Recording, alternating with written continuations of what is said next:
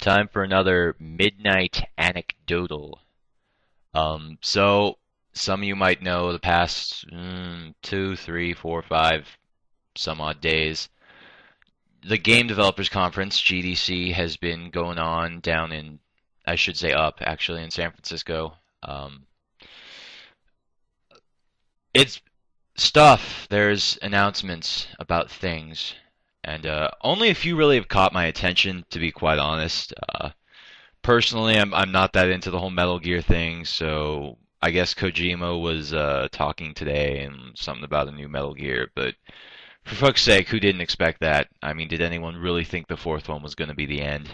Uh, or at least the end of the franchise, the end of that story, sure, but the end of the Metal Gear franchise in general, hell no.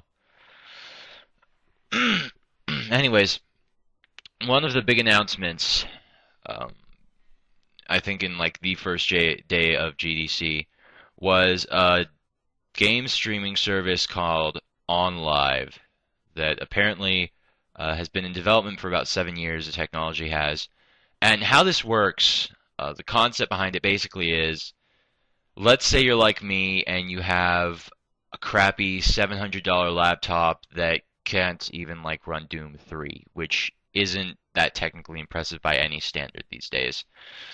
Well, what OnLive does is it's a little, 1, 2 megabyte plugin for your browser, and how it's supposed to work is it connects to a server with all these games on it, these high-end, top-notch current games, and they're, commercial titles. They're not like first-party shovelware. We're talking things like Crysis, Prince of Persia, um, Mirror's Edge. That's the other one I was trying to think of. Stuff like that. The high-end stuff. There's no way you'll be able to run with your little crappy consumer laptop. Anyways, basically, it in theory takes input from your laptop, or there's actually a little mini console thing you can buy for your TV with you that you can use a USB keyboard and mouse with, or a first-party controller from OnLive. But it takes the input from whatever device you're using on whatever medium you're using. It transfers it to the server, which is a super high-end, supercomputer server running whatever game you're choosing to play, and it feeds video back to you all over the internet. So basically you're playing the game on another computer, and it's feeding the output back to yours. So basically that enables you to play things like Crysis on. You could play it on a fucking netbook, basically. Which this sounds like a great service, in theory. It sounds like something good for gaming, good for the consumer, especially good in times like these where you can't really afford a really high-end gaming PC.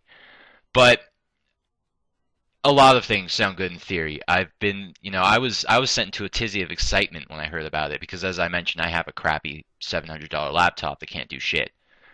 But sitting back and thinking about it on a more analytical level, you come up with several problems. First of all, the official specs of the streaming is if you have like a 1.5 megabit connection, games will stream to you in 480p, which is, for the uninitiated, about the resolution of the Nintendo Wii. So not high def at all. That's very standard definition. If you have a 5 megabit connection, I should really stop doing this at midnight. You can stream games at 720p, which is true HD, at least minimally. Um, I don't know if they're going to have like 180p streaming for super crazy connections, and I don't know if anyone actually has a connection in their home that could stream a 180p game. I know not many do, if anyone. So obviously, this is based very much on connection speed. I mean, you need a fast connection to transfer these images and these inputs immediately over miles upon miles of networking and cables and satellites and what have you. So that comes up with the issue of A, not everyone has a super high-end connection, and B, no super high-end connection is always super high-end. I have a great connection. I download things at like 3 megabytes per second, which I'm not sure exactly how great that is by today's standards, but it's good enough for me. But it's not always like that. Sometimes Time Warner will be not so great, cut out altogether, be slower than usual. If that's the case, well, you're kind of screwed if you're using the online service, OnLive, which is online service, because then suddenly, hey, you don't have the connection to run this game, which is almost like having a dedicated gaming PC and then having your NVIDIA 8600 GTX downgrade to a fucking 6800 whatever. It's basically could be compared to that. The other problem is subscription fees and actually separate pricing for games. So first of all, if you're using this service, you're already paying, obviously going to be paying a subscription fee for this. And it's probably going to be decently hefty. We're probably looking at like Xbox Live like charges.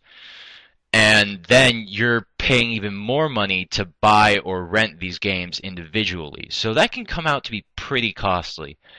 And then you get into the problem if, well, what if the service fails? You know, what if they're going for a few months, not enough people subscribe, they can't keep themselves up, and they go under. Well, all that money you've now blown on the subscription and the games is now gone, and you don't own a physical copy of those games, so you can't get them back. You have spent money on nothing. You're going to feel like a jackass. So, assuming that did happen and taking all this into account, and I'm not sure yet, this is all speculation because they've shown demos of it. They showed Crysis running on it, and it looked alright, but that was a video, it wasn't hands-on, so I can't really tell.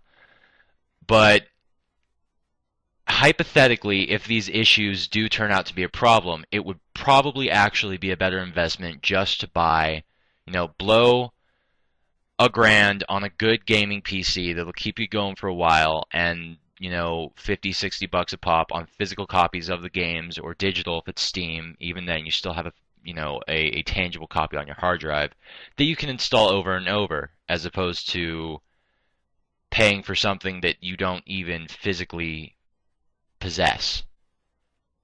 But that goes with sort of a philosophy I try to keep, where it's always better to buy something that may be more expensive but will last you longer and be a better investment in the long run than go cheap and have to pay for something, you know, periodically over a certain amount of time to the point where it's actually going to be more expensive than just the higher end, longer running investment.